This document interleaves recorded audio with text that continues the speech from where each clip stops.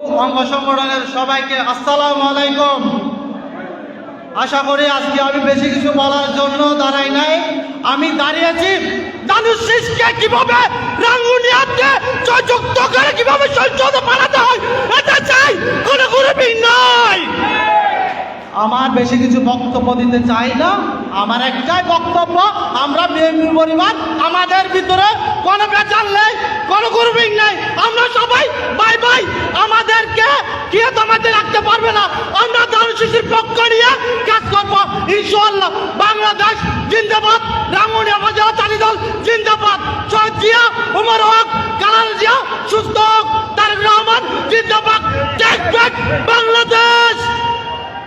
এখন আপনাদের সামনে বক্তব্য রাখবেন আমাদের চট্টগ্রাম পুরের বিশিষ্ট আইনজীবী, রাঙ্গুনিয়া উপজেলা লিগেল এইড কমিটির সম্মানিত সভাপতি স্নেহস্পত ছোট ভাই অ্যাডভোকেট জামালকে তার বক্তব্য